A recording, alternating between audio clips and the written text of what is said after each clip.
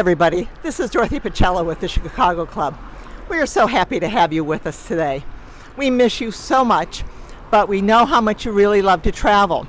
Many of you have taken our trips, our day trips all over Southern California, and it's the highlight of our month. It's the highlight of what we are.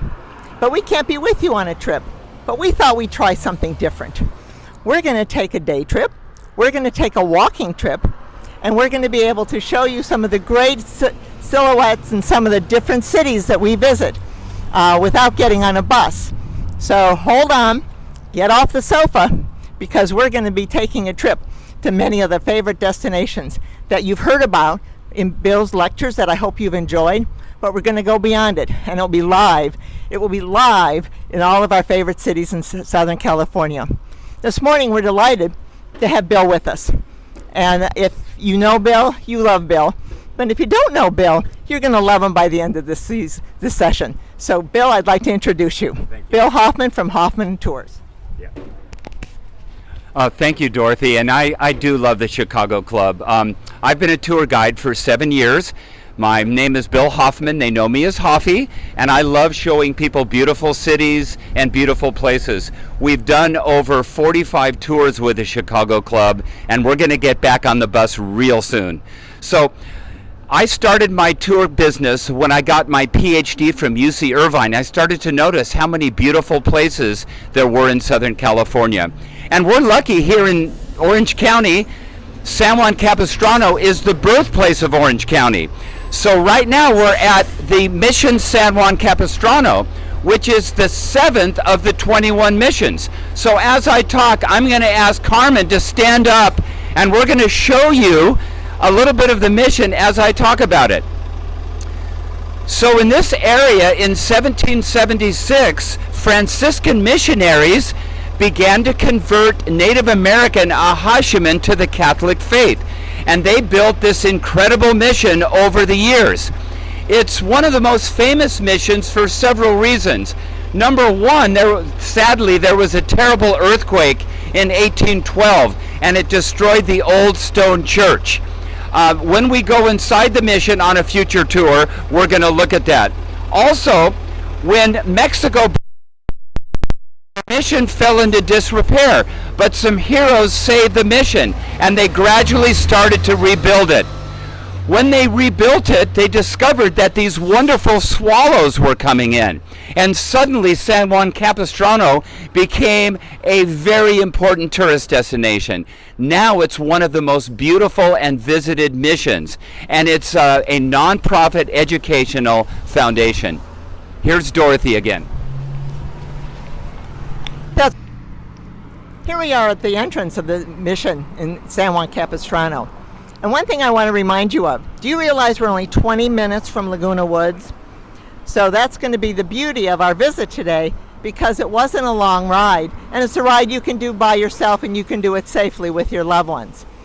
So this is the entrance of the San Juan Capistrano Inn and the mission, and I'm going to have Bill talk to more about us about the mission. Thank you. Thank you, Dorothy. I think it's kind of funny. Look at the sign, and when you come back to the sign, Carmen, it says worth a visit. Are you kidding me? It's one of the best missions. It's totally worth a visit.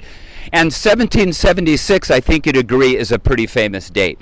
So one thing on my tours, they're very educational, and I have us take a second look at places that you may or may not have noticed. So why is San Juan Capistrano so special? Well, the reason is, not only is it historic, but the city did a great job in controlling the architecture and the design. So as we pan down famous Camino Capistrano, you can see the trading post, which is Western false front architecture. You can see all the buildings are low scale. The general plan of San Juan Capistrano does not allow metal buildings, it does not allow glass buildings, it does not allow plastic signs. So what's the result? You get a beautiful historic streetscape without any. To be honest, folks, Orange County grew very fast, and it's mostly built for the car. But downtown San Juan Capistrano is built for history, and it's built for becoming increasingly popular. And by the way, they built a big hotel right next to the mission. So I think you could say God is in the details. with the design review. Every building has to be approved by the Architecture Review Board. So that's why San Juan Capistrano is so special, and it's a wonderful place to walk around in. Speaking of walking around, we're going to take a cruise now to historic San Juan Capistrano. Here we can see the foundation of the old stone church, which was one of the largest structures of all the 21 missions. You can see the large arches, and obviously there was no metal reinforcement in those days. You can see the bells of the mission, several of which are original, and to the left where you see the cross, you can see the rounded gable, which is the symbol of the missions. That's called Mission Revival Architecture, and that became very 1980 to 1920, Mission Revival. So let's take a stroll now. We're going to go in the mission at a later tour, but first of all, let's take a look. Notice all the buildings are brick and wood and stone. That's all that's allowed in this historic downtown. And if Carmen could take a look at the hills on the right, you will notice that there are no houses on the top because the general plan of San Juan Capistrano does not allow building on the ridge lines. Now, if we'll walk down here, I want you to look at this on the right-hand side. You can see it's got the stressed natural wood, the white stucco, and the red tile roof. Before, it was a very tacky building with parabolic arches, which are totally non-historic. They're not the Roman Italian arches that the Spanish adopted. So the city tore down the building and is redoing it. Are we still going? Okay. So you can see that they've got special down San Juan, which is typical of a city that has design review. You can always tell the quality of a city by the sidewalks. Now we're walking towards the famous where you can get a beer at any time of the day. One of my favorite places. Very, very friendly. Now if you look down the street, Carmen, on the right-hand side, down toward El Adobe, you can see 3 adobes that are lined up. Those date back to 1780 and 1790. One of them has been converted to a famous restaurant, El Adobe. Richard Nixon, former President Nixon, would dine there. Our journey now has taken us to Verdugo Street, another historic part of San Juan Capistrano. And look how gorgeous it is. I'm standing in the middle of the street, but usually it's pretty busy. And they've done a great job bringing this back to its historic state, and just a place so you can enjoy it when you come for different activities and dining. So Bill, tell us about the importance of Verdugo Street, because the next part of our walk is going to be straight down, and there's a lot of great things right at the end of Verdugo Street. Thank you, Dorothy. Well, the interesting thing about Verdugo Street is that the mission allowed the Native American Ahashiman people to build adobes on Los Rios Street. And Verdugo Street, Verdugo, by the way, means executioner. Verdugo Street was the connection from the mission to the Los Rios neighborhood, which we're going to visit next. So the city of San Juan was so smart. They realized how beautiful this street was and how important it is. So look what they did. They put planters, they repaved it, they even put festival lighting for the evening. Because, let's face it, thousands of tourists are going to walk from the mission down to historic Los Rios district. So they did an absolutely beautiful job refurbishing this street. This is a new building. Wow, it's just gorgeous. Look at the stressed wood. Notice how they, without having an ugly, tacky sign.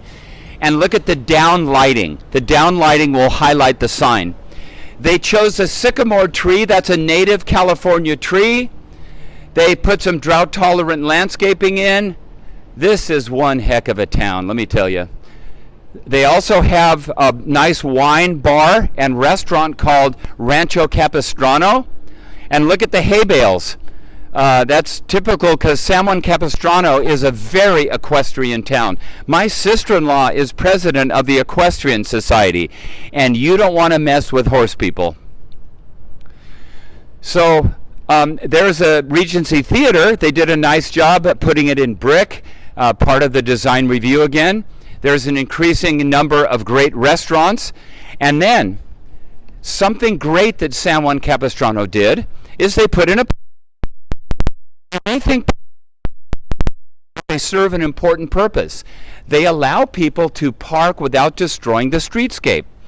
So people can park here and walk around to the Mission, Los Rios Historic District, or the many restaurants. So any great downtown has a parking structure. Now, as we look around to the right, you can see the famous Capistrano Depot. When the southern Capistrano, it totally changed the town. That's a beautiful Mission Revival structure, and it is now a restaurant. By the way, I proposed to my wife at the depot. Woohoo! Okay, now as we walk towards Los Rios, you can see the city has put in these vintage lampposts, large. I think those are cool. And then I want to point out something. I'm a little corny, Dorothy will say this, but look at the bollards. Any good city that has a pedestrian area has bollards. Bollards keep cars out and they can be attractive. Now something that's brand new is this San Juan Capistrano clock sign. It was put in by the Rotary International, and it's very historic, and this is where people get on the train. So I think it's totally appropriate. Here's the information kiosk, nicely historic. And this is where people get on the train. And they can go south all the way to San Diego. It's about an hour drive. Or you can get on the train and you can go north and you can go to Los Angeles. And it's also just about an hour. Okay, now we're entering Los Rios Historic District. This is actually the oldest continuously lived in neighborhood in California, because as I said, the Mission allowed the Native Americans and the soldiers to build adobes along the river and along Los Rios Street. They didn't have to stay within the confines of the Mission. So historically, what's significant about this is it was declared a National Register Historic District. That means it is so famous historically that it's been recognized by the national government. And if you have a structure here, you can get a tax break if you refurbish it. So this is beautiful. This wooden structure here is an example of what came in after the adobes. This is a 1880s board and batten type Western, because San Juan Capistrano was kind of a rough Western town from about 1850 to 1890. Okay, this is Los Rios Street in Los Rios Historic District, and look at how beautiful it is. This is the oldest neighborhood in California. The trees are over 100 years old. The buildings were built in 1880 and 1890. And let's face it, Orange County is a new county, so people are thrilled to come here in the history and the shade. It's absolutely gorgeous. And in the spring, when the butterfly sanctuary plants are blooming, people go crazy. I mean, we need history and we need places like this. And by the way, the Ramos House Cafe is a fantastic place. It's right here. It's a fantastic place to have brunch. It's a very, very creative menu. Okay, we're walking down. I wanted to share with you the Los Rios area because it's so wonderful. I can't begin to tell you how many visits I've come to San Juan and I never crossed the tracks. Figured it was the other side of the tracks. But boy, is this special. And the historic components that are here, and it's historic, they will look like this forever. So make sure when you come, wear your walking shoes, because there's a lot of great things to see. But the historic components go on and on between restaurants and shopping, and even a lawyer's office is great. Oh, and here's a horse. Yeah. Look at this. We just told you about the equestrian. Look at her. And this is what kind of horse is it? It's called a Pony of America. That looks bigger than a pony. How old is your horse? She's 11. Wow, that's very cool. And do you ride her every day when you can? Yeah, I do. I ride 6 days a week. Wow, how come you're riding bareback? I have a better feel bareback. I like bareback. That is cool. Is San Juan a great equestrian town? It is. Yeah. There's a lot of. I can't really. That's cool. Well, you're great. Thank you for showing off. Yeah, of course. Okay, Have a good day. bye-bye. Okay, so let's walk over now. There used to be 40 adobes on Los Rios Street outside of the Mission. This is the Montañas adobe. The woman who lived here in 1880 was Polonia Gutierrez, and she married someone named Montañas. But she was quite an important figure in the Los Rios neighborhood. She was a midwife, so she helped to birth a lot of children. And one great story about her is there was a drought, so she also loved teaching. So she got her students together, and they did field trips to pray for rain. They went north, no rain. They went south, no rain. So they decided to have another field trip, and it started raining cats and dogs. So this is the beautiful Montañas adobe. And you can see this is the butterfly garden. You can probably see that butterfly right there. I'm not sure what kind it is. It certainly isn't a monarch. But this place blooms all year long, especially in the spring. It's absolutely gorgeous. And this is cared for by a volunteer group called the Gardening Angels. They take care of this for free, and they also take care of the beautiful landscaping of the San Juan Capistrano Mission. Wow, look at this beautiful globe mallow. It's a subtly beautiful plant. So you can see we've still got some bloomage even though it's summer. And that's a good picture of by the way, adobe was the preferred construction material since there wasn't enough wood. And adobe is a good insulating material because it's thick and it stays cool in the summer. Okay, this is something I really love about this Los Rios Historic District. They put a history wall in. So they talk about the first people who lived here were the Native Americans called the Ahashiman, and they lived close to water. When they became Christianized, they became known as the Juaneño Indians. But this history wall, let's take a look. This Rios adobe is one of the oldest continuously lived in homes. The original Rios was one of the soldiers of the Spanish Army. So you can see some of these historical pictures. I want to show you one that's a really sad story.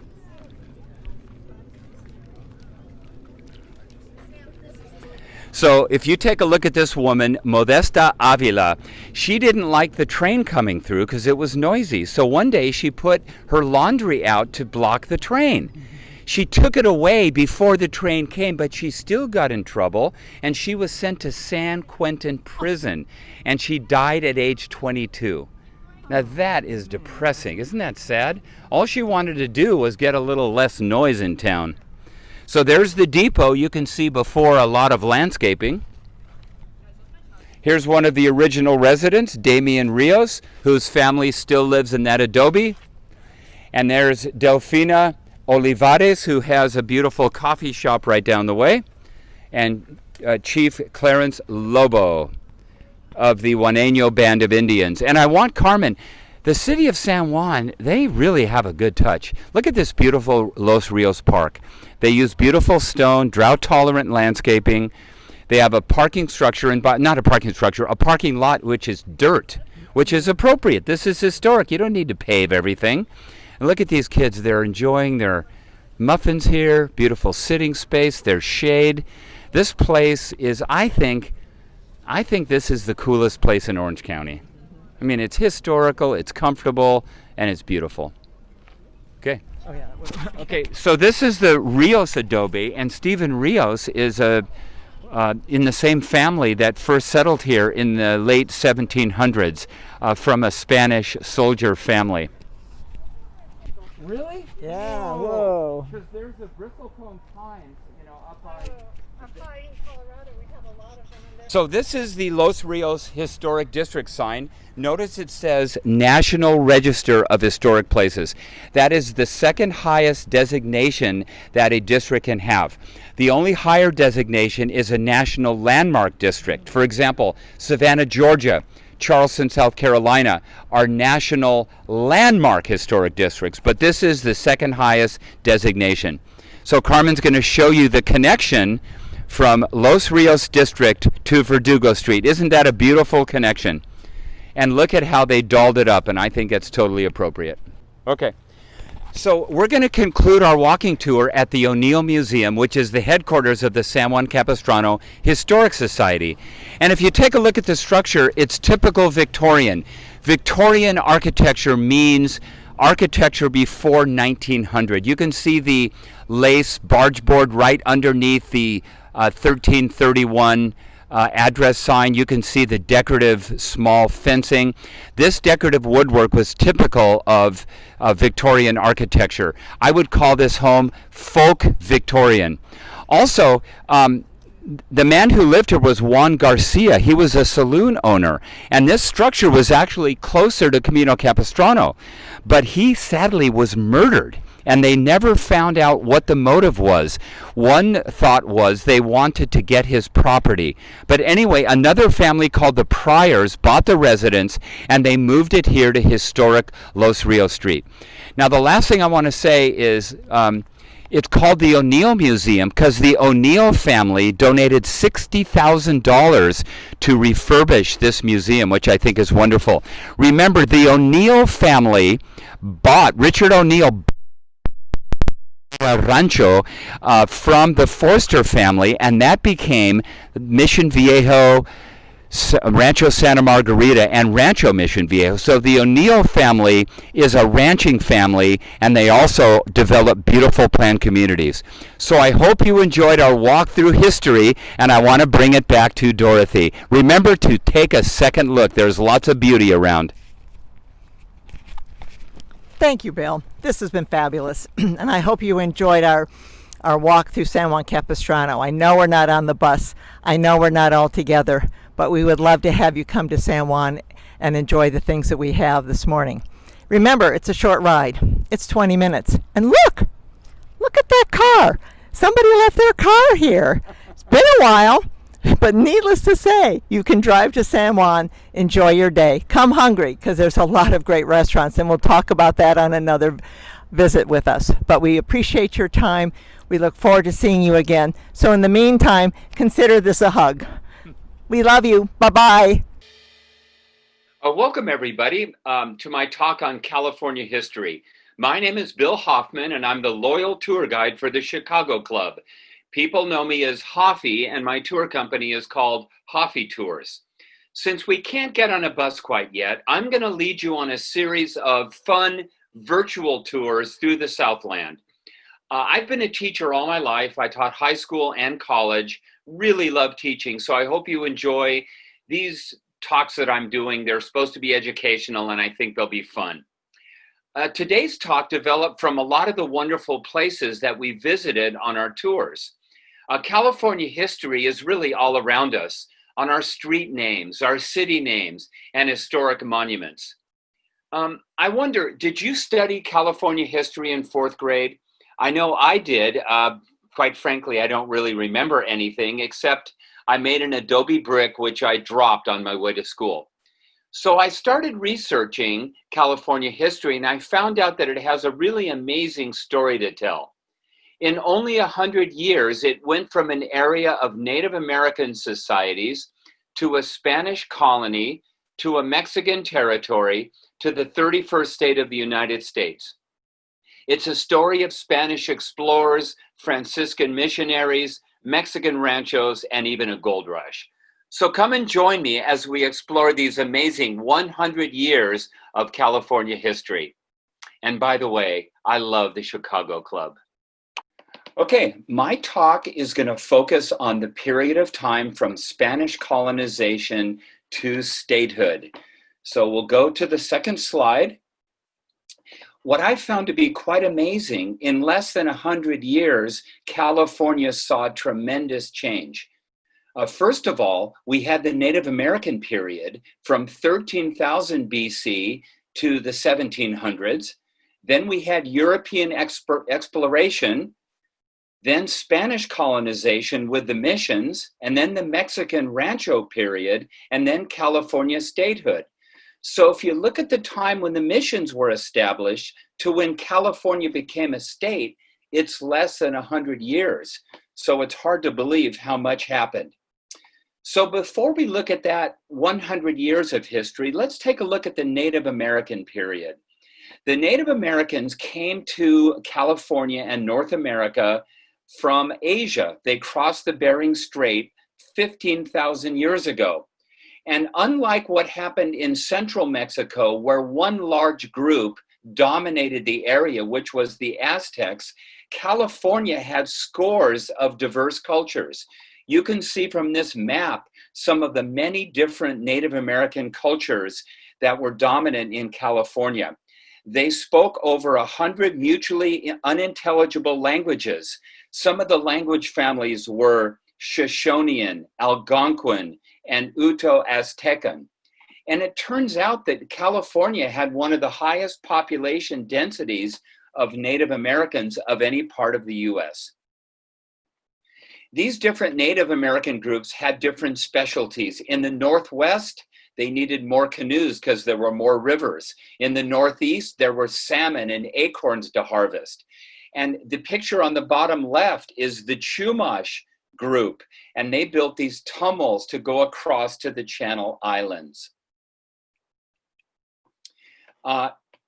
Their estimates were there were about 300,000 Native Americans living in California at the time of the arrival of the Spanish. It turns out that they were hunters and gatherers, and if they couldn't get enough animal protein, they often harvested seeds, nuts, and tubers.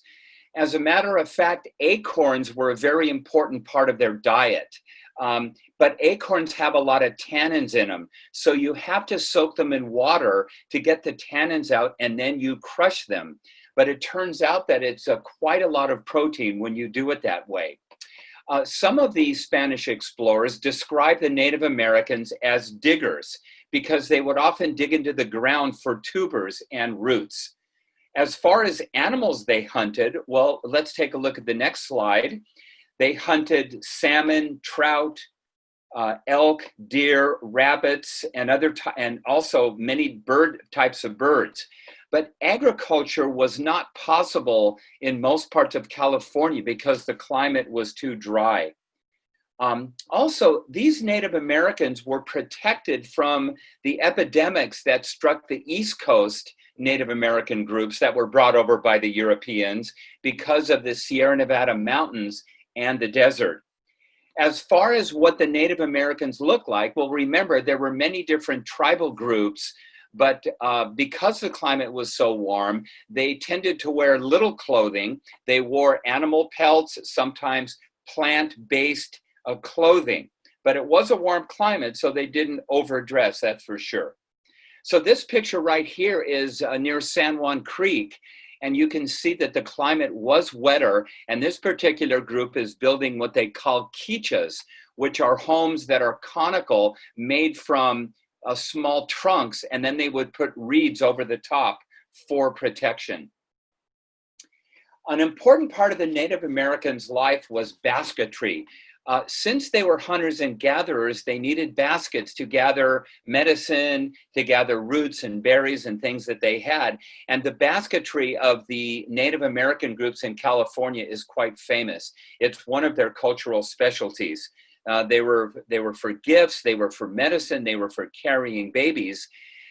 Not too many ceramic baskets, though. Those were made more by the Southwest groups in Arizona, New Mexico, and Colorado, the Pueblo, Navajo, and Hopi groups. But look at these beautiful baskets. They are very, very famous. Some of them were woven and some of them were coiled. But one of the saddest things about the Native American period is when the Europeans arrived, of course, there were lots of epidemics. The Spaniards inadvertently brought smallpox, measles, influenza, syphilis, and dysentery. And this caused a huge population decline. And then when the missions were established, there was even more exposure to these epidemics. But you can see from a population of about 300,000 in the late 1700s, the population would go down almost 80,000 in only 40 years, and then would go down more than 100,000 by the time of the gold rush. And sadly, after the gold rush, there was a second genocide when some of the miners and prospectors of the gold rush actually carried out massacres and murders of Native Americans between 1840 and 1870. So this is a very sad legacy of the European contact.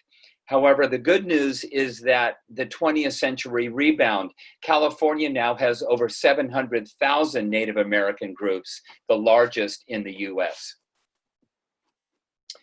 Now, when we look at Spain and California, it's a really interesting story because Spain actually was not very interested in California. They were more interested in the gold and silver that was found in New Spain, which is Mexico, or Peru, where there was lots of gold. It turns out, if you look at the map, California is too far away. So when Spain came to the New World, they were looking for spices, but they discovered a whole continent. And then they quickly discovered gold and silver, which made the colonial cities of Mexico and Peru and Ecuador very, very rich.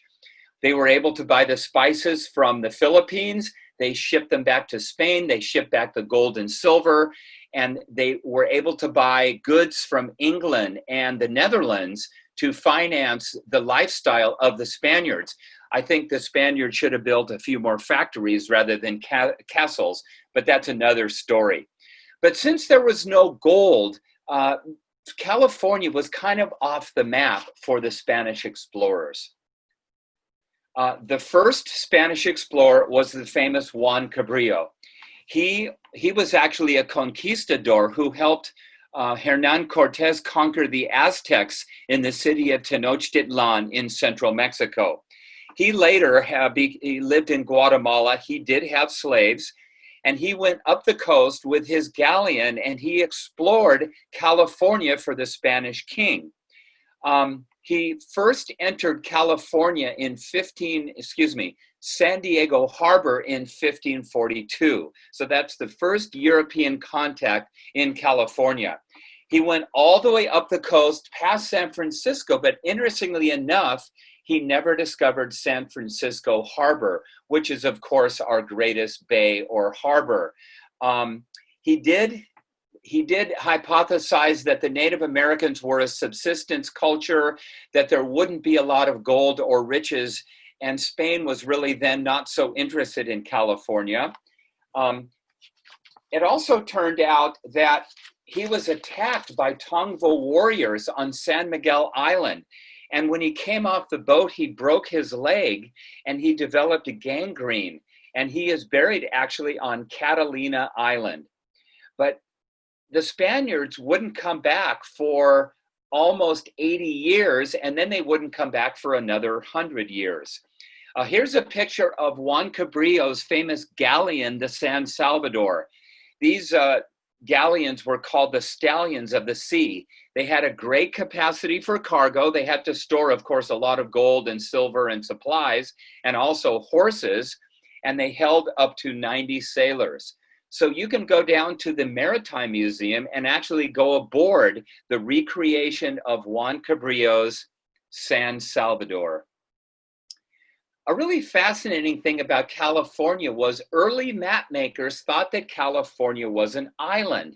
It got its name from a novel in the early 1500s about this island led by a Black warrior queen named Calafia. And this island was ruled by these strong women, but unfortunately they would feed the intruders to the winged creatures called griffins. And a lot of the early map makers thought that Baja California was actually an island, not a peninsula.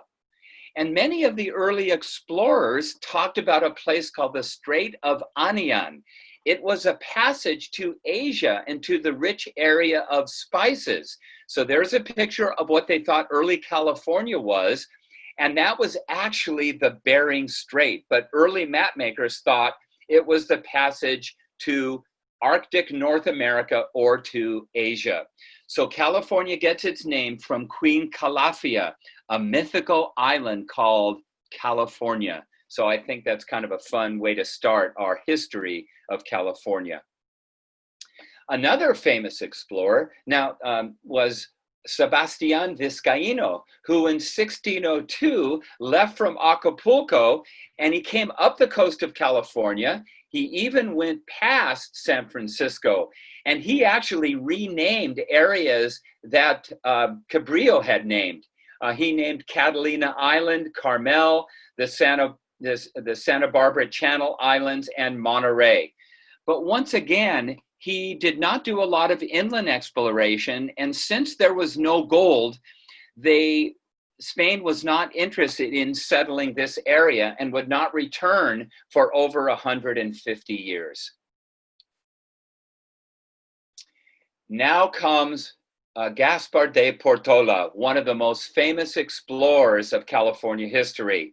So what happened is Spain began to get serious about settling California. So they decided that they would need to explore it. So a ship left from the Pacific coast of Mexico. They left with 219 sailors, and they arrived in San Francisco. Unfortunately, many of the sailors were sick with scurvy. They still didn't understand that vitamin C cured scurvy. So over 75 of the sailors were too sick to start this famous expedition by Portola. So 61 soldiers left with Portola to explore all the way up and to try to find Monterey Bay, which was described by Cabrillo and Vizcaíno. These soldiers were called leather jackets because that's what they wore. So they take off, and this, imagine way back in this period, only Native Americans lived in California. So they were seeing California before invasive species. They were seeing wild grasses, roses, grizzly bears, pronghorn antelope. And all along the way, they had to find water sources. They found in general lots of Native American villages. The Native Americans were very, very friendly. They were interested in the trinkets that Portola brought with his people. The only group that was a bit hostile were the Miwok group from the San Francisco Bay Area. Portola's group was attacked by grizzly bears several times. In fact, there were areas where the Native Americans would not settle and build villages because of grizzly bear attacks. It's kind of interesting that along with Portola was Juan Crespi, and he wrote a journal about all the things that they saw. So I highly recommend a book called Alta California by Nick Neely. He's a young man who gets a backpack and he goes from San Diego to San Francisco to recreate the famous expedition of Portola. And Portola came all the way through Orange County. And a lot of the names we have are from Portola. Portola Parkway, Portola Valley, Portola College. So let's take a look. So thanks to Portola's explorations, he set the stage for the 21 missions going all the way from San Diego to Sonoma. And that is, of course, called El Camino Real. These beautiful string of missions, about a day's walk in between. And you can see in the picture the staff with the bell.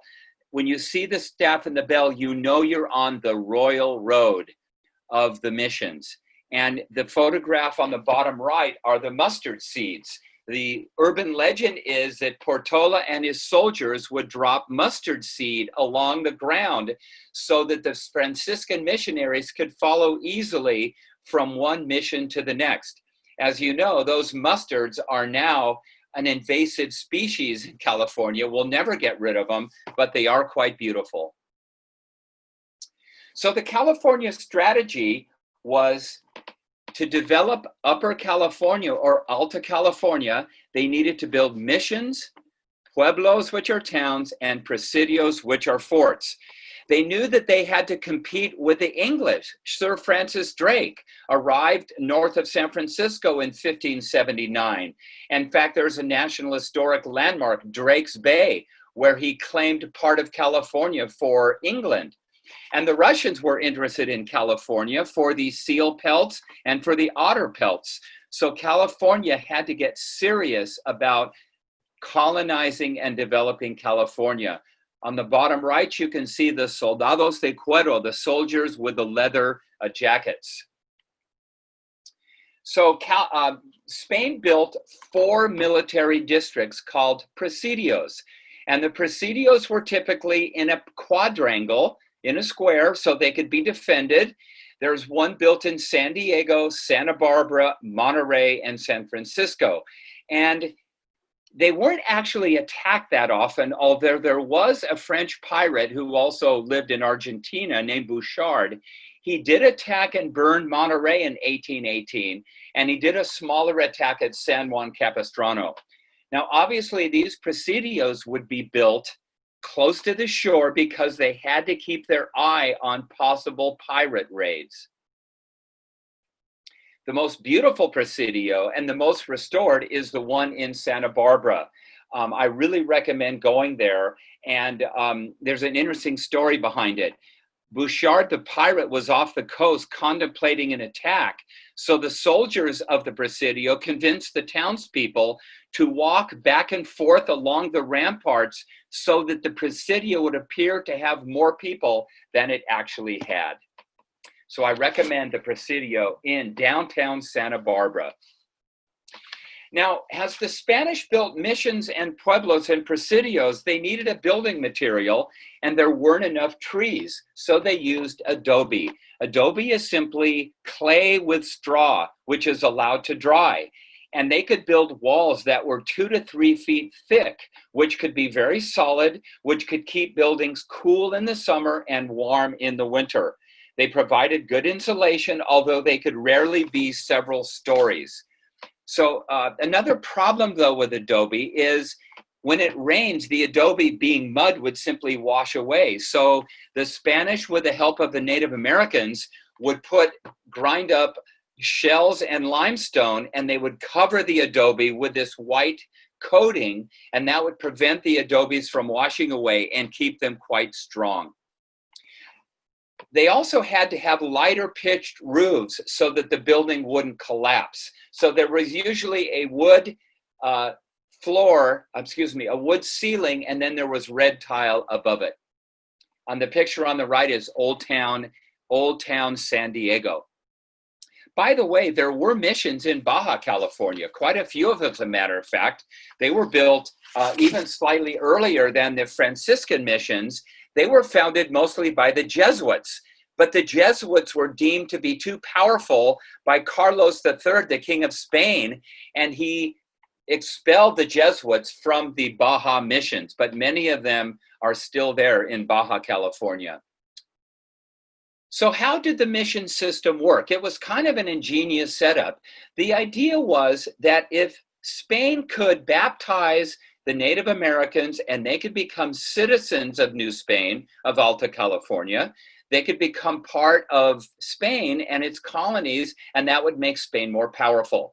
They usually had 2 Franciscan priests per mission, about 6 soldiers, and an average of 1,000 natives.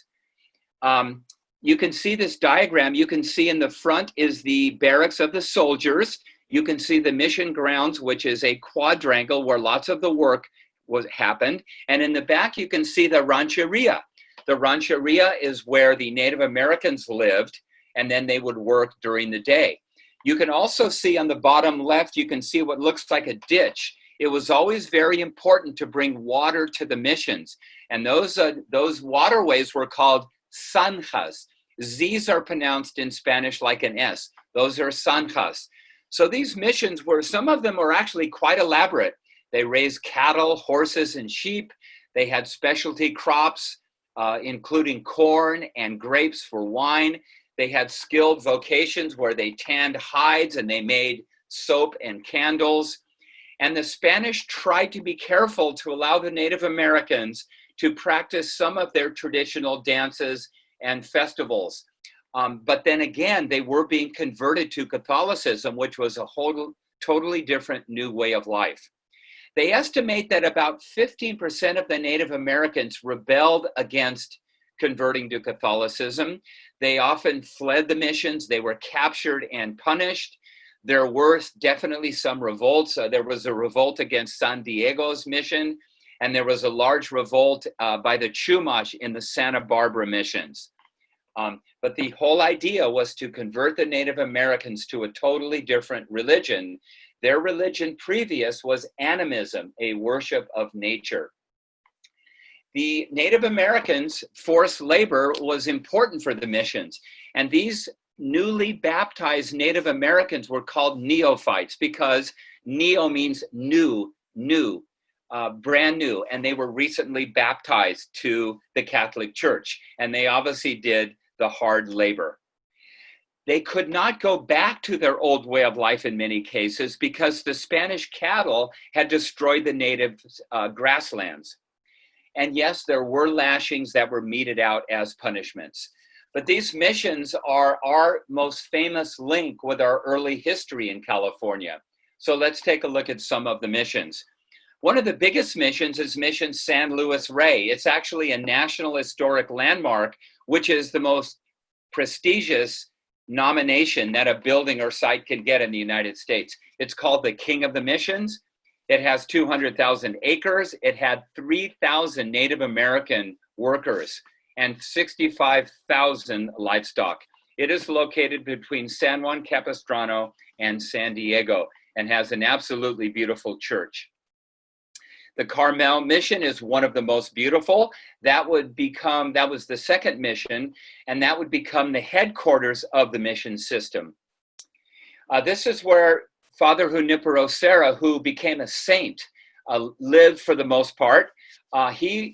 Because of his tireless work in evangelism and the fact that he converted so many Native Americans to Catholicism, he was officially canonized by Pope Francis in 2015. However, his canonization was very controversial because sadly, so many of the Native Americans died due to the endemic diseases. So when he was named a saint, many of the Native American groups protested, and you've probably heard that several of the statues of Father Junipero Serra have been torn down. Yes, he did punish some of the Native Americans, but he also protected some of them for more brutal punishment. So Saint Junipero Serra is buried at the beautiful Carmel mission. Another beautiful mission is very close to us, Mission San Juan Capistrano. It's called the Jewel of the Missions. One of the famous things about it was in 1812, the old stone church sadly was toppled by an earthquake, and 40 parishioners sadly died that morning.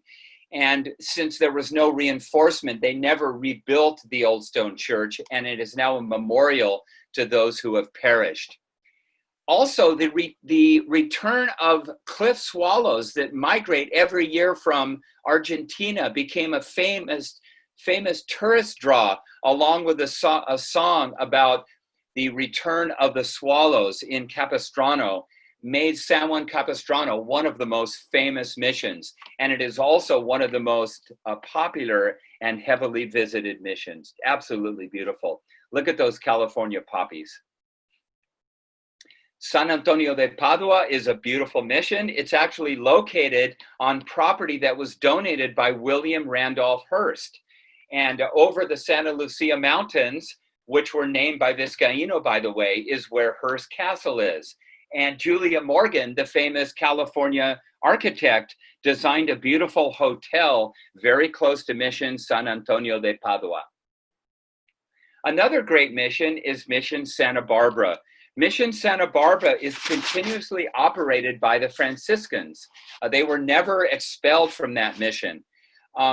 It was destroyed by earthquakes twice and rebuilt. And one of the more interesting stories is this woman that you see on the left-hand side. She was a Nicoleña woman. Her Nicoleña tribe lived on San Nicolas Island, the most remote of the Channel Islands. And what happened was this Nicoleña group had been attacked by trappers. So a later group decided to evacuate the Nicoleñas. But for reasons historians don't quite understand, Juana Maria never got on that boat. So she was stranded for 18 years on San Nicolas Island. And eventually, some missionaries and explorers came back. They found vestiges of her settlement, and they got her to come back to Santa Barbara. She spoke her Nicoleña dialect, but sadly, the Chumash Indian language, it was mutually unintelligible, so they couldn't communicate. She seemed to be happy to be in Santa Barbara, but sadly, she died 7 weeks after she arrived on the mainland, and she is buried at Santa Barbara Mission. So inspiring is her story that an award-winning children's novel, The Island of the Blue Dolphins, was written, and it was inspired by the life of Juana Maria, who lived on San Nicolas Island for over 18 years. Quite a story. I've seen her grave marker there at Santa Barbara. But the Spanish did not only build missions, they also built towns. And Los Angeles, the largest city in California, is one of those towns. And it was very interesting. It was founded in 1781. The actual name is La Reina de los Ángeles de Porciúncula, the Lady, Our Lady, the Queen of the Angels of Porciúncula, which was the name of a nearby river. And the Spanish did not mess around when it came to building cities. The laws of the Indies required every city to have a plaza. And you can see the diagram of the Plaza del Pueblo, which was mandated by the King of Spain. And that's why going to Mexico and South America is so interesting, because every town has a plaza, including Los Angeles. And they also required arcaded buildings and a church to be located right near the plaza. But sadly or not sadly, depending on your viewpoint, the missions declined rather quickly. That's because Mexico broke away from Spain in their War of Independence. Many Mexican citizens who weren't born in Spain were tired of the discrimination, and they didn't think Mexico was benefiting the way the people born in Spain were. So Mexico successfully broke away from Spain, and the missions were secularized. The land was supposed to be distributed to many of the Native Americans, but it was mostly given to settlers. Mexico appoints governors to the distant territory of Alta California, and more foreigners move into California. And the picture on the bottom right, you can see that the Mexican Rancho period is about to begin. And the word for cowboy in Spanish is vaqueros. So the missions were officially secularized in 1834. And as I said before, many of the Native Americans were supposed to get land, and they weren't given any land. The Spanish Franciscan priests were required to sign an oath of allegiance to Mexico, or they were expelled from the missions. Here they are, and they're expelling the Spanish Franciscan priest from Mission San Juan Capistrano. And it turns out, by the way, that an Englishman, John Forster, married the sister of the Mexican government, Pio Pico, and he inherited over 200,000 acres of land, and he decides to go live in the mission after he bought it. And it wasn't until Abraham Lincoln in the 1850s decides to give the missions back to the Catholic Church. Now, this is a very interesting time period in California. The people that were Mexican citizens who were born in California were called Californios. They were often the sons and daughters of the soldiers, and they lived in California for this rancho period. There were about 800,000 of them total. They made their money from hides, from their ranches, and they traded for finished goods. mostly from New England.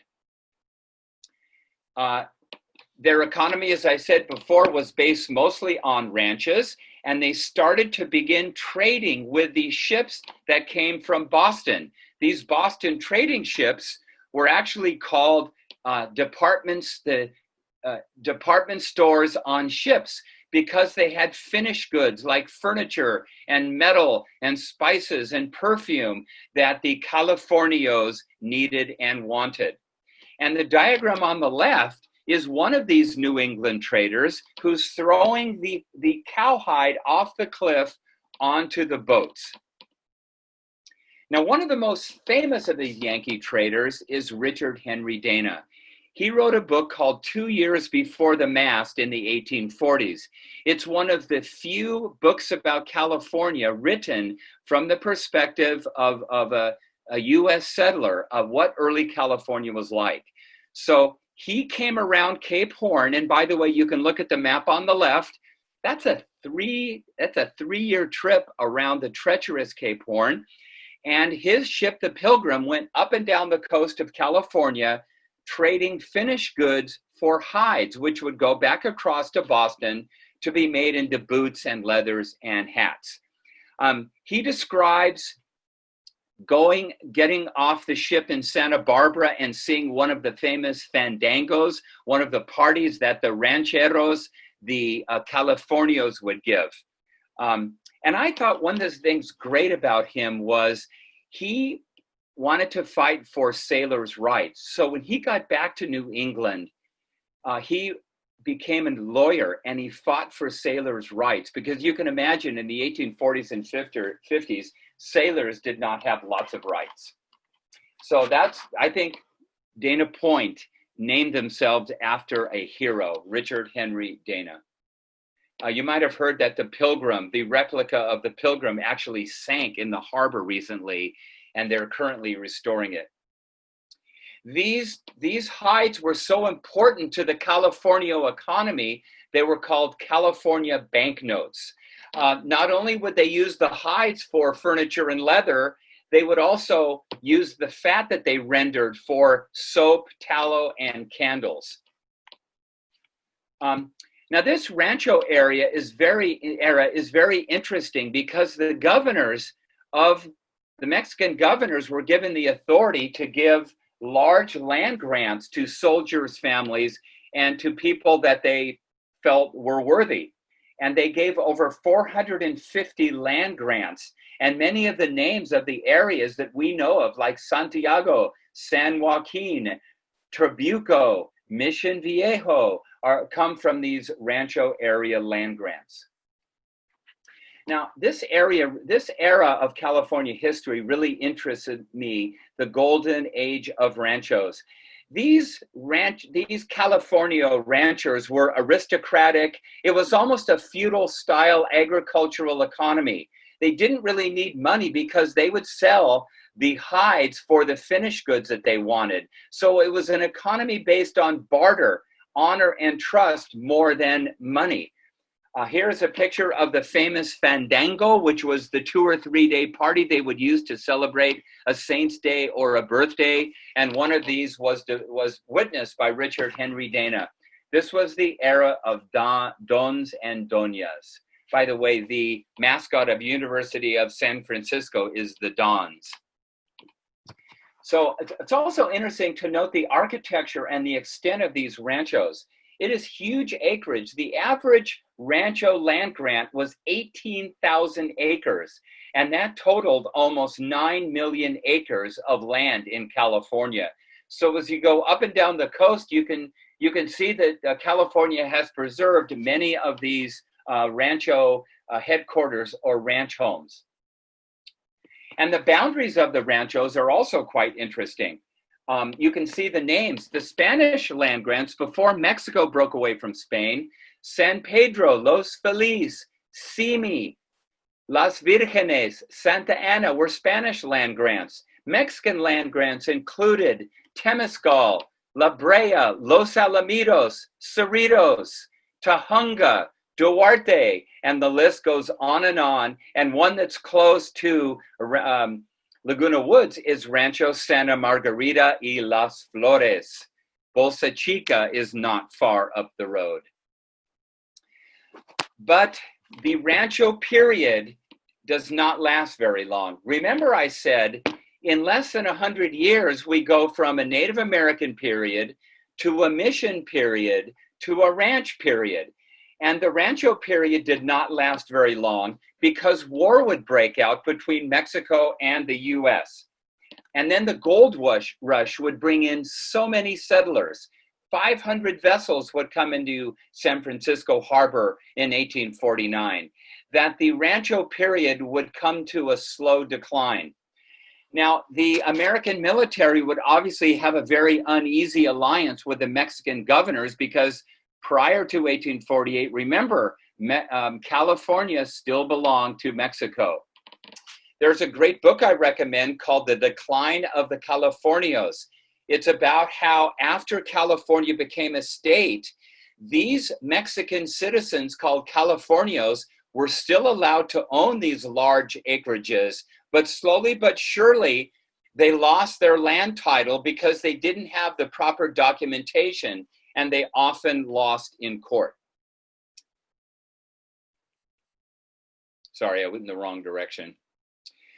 So we had this Mexican-American revolt, and it's interesting to know how California got its flag. So it turns out that the war broke out in 1846, and a few months later, a group of about 24 settlers and trappers decided that they were going to take over Sonoma. And by the way, it took 3 months for California to know that the United States had declared war on Mexico. So these settlers come into Sonoma and they capture the Mexican government, Vallejo, the Mexican governor that you can see seated there on the left, and they make him swear allegiance to the new California Republic. They hastily design a flag with the brown bear or the grizzly bear, and they hoist the flag and they declare the California Republic. But they weren't a very organized force, and several months later, a larger American force would capture Monterey, and they would raise the flag, the American flag, in Monterey, and that was the true capturing of California. So this was a brief rebellion called the Bear Flag Revolt. But that's a very beautiful town to go to, Sonoma. They have a gorgeous plaza, and the mission is right there. The Mexican-American War was not very bloody in California, fortunately. The California campaign had very few battles. They were mostly in Southern California. Mexico at the time had a fairly weak government, and they couldn't really bring a large army to bear.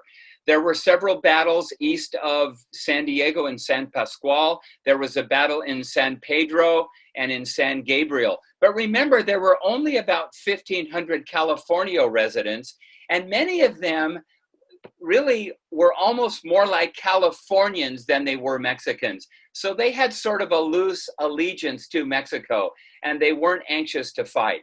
But when the US military captured Monterey, the war was over. And the Treaty of Guadalupe Hidalgo, Mexico gave, and you can see the large chunk of land that Mexico gave to the United States, all of California, parts of Nevada, Arizona, New Mexico, and Texas.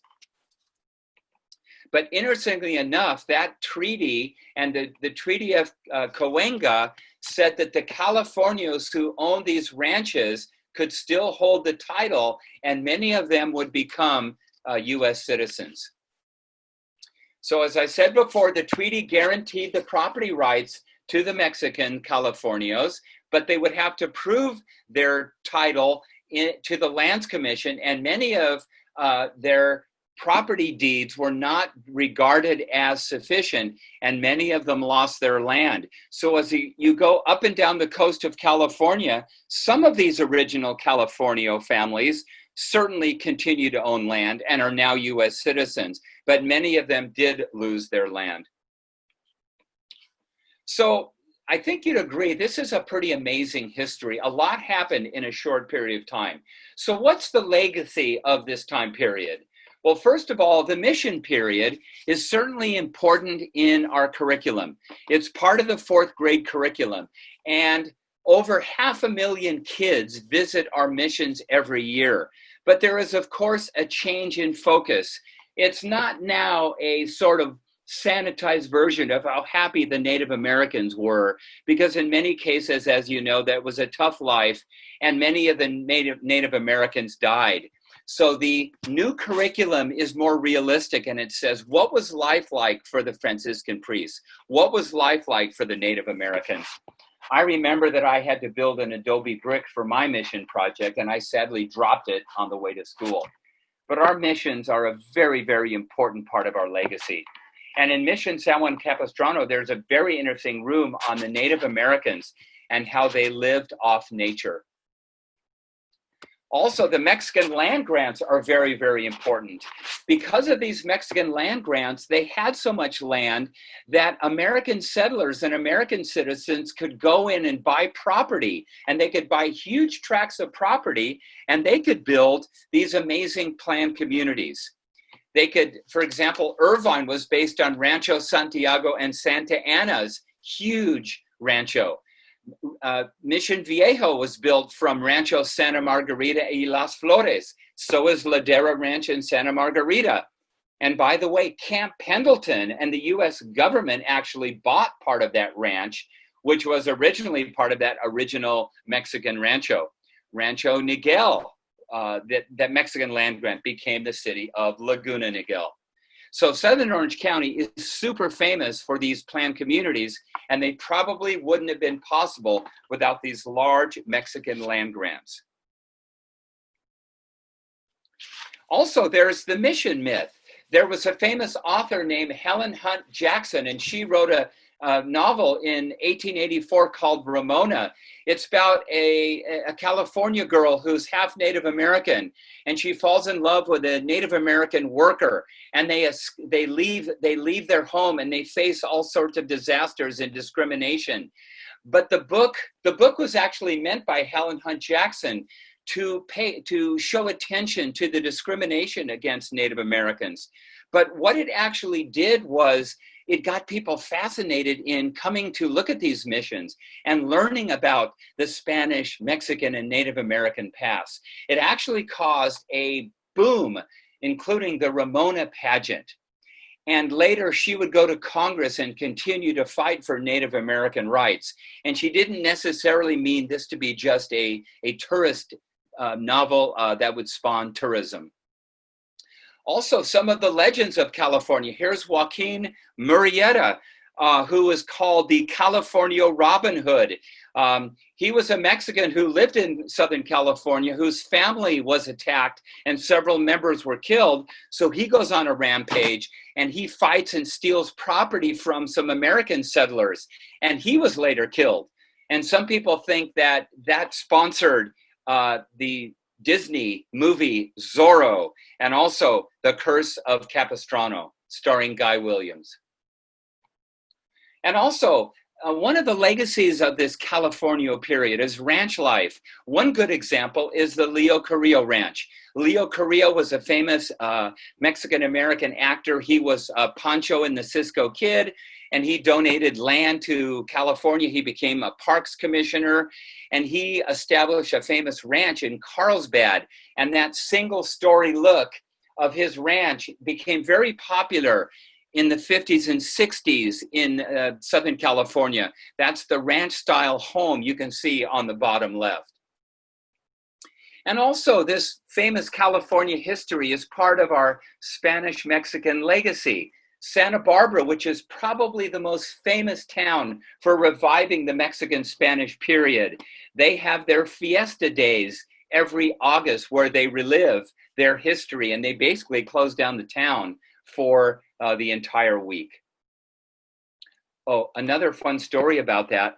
After they had their earthquake, Charles Lummis, who was a famous preservationist who walked to California all the way from Ohio and also fell in love with the Native American cultures, he convinces Santa Barbara to rebuild in Mexican and Spanish architectural styles, not Victorian, which you can find anywhere back in the East Coast. Also, the art has been highly influenced by the Native Americans, Mexican, and Spanish period. I love the artist Millard Sheets, whose famous mosaics grace home savings buildings all throughout Southern California. They're now called Chase banks, but you can see a lot of these pictures are from the Native American or Spanish period, and you can still see those mosaics today. Needless to say, the great food of northern Mexico influenced Southern California, and it's something that we love today. These are Sonoran-style tacos.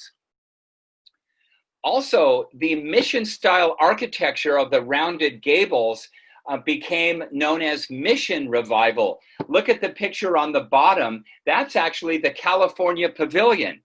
That is the pavilion that we built for the Chicago World's Fair. And as you can see, the rounded gable looks like a mission because that's what everybody thinks of when they think of early California. Look at the facade on the left. It looks exactly like the Santa Barbara Mission. And look at the photograph on the upper right.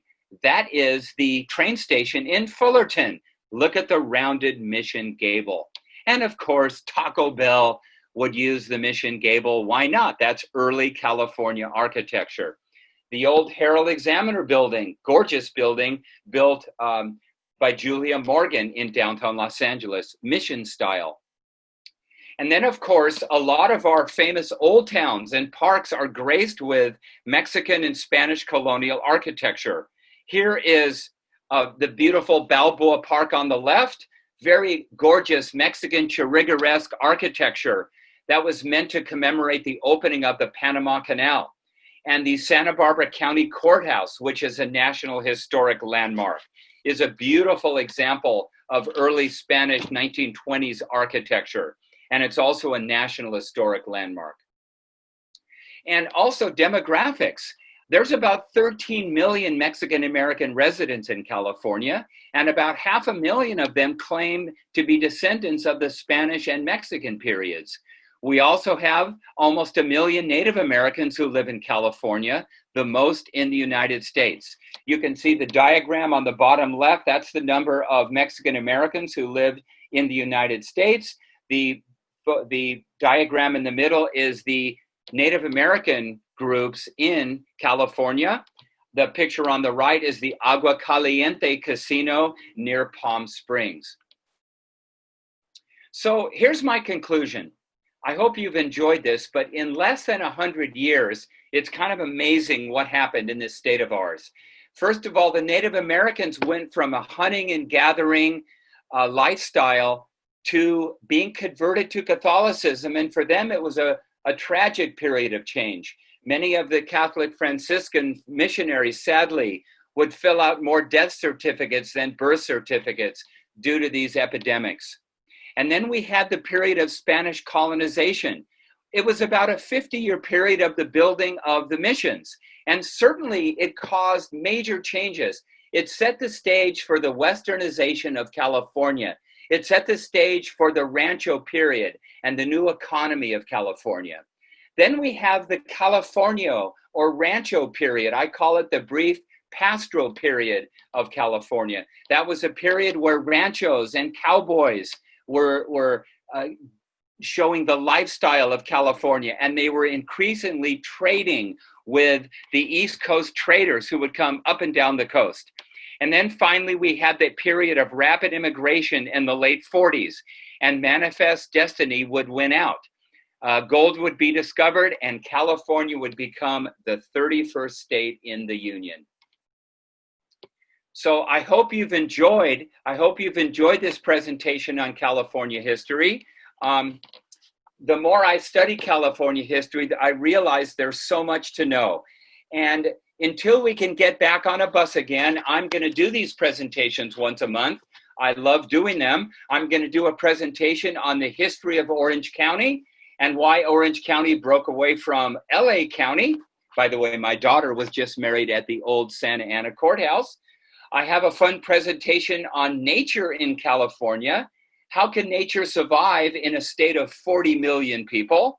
I have a very fun presentation on architectural styles and it's all about building watching. It's really fun. California has more different architectural styles than anywhere in the world.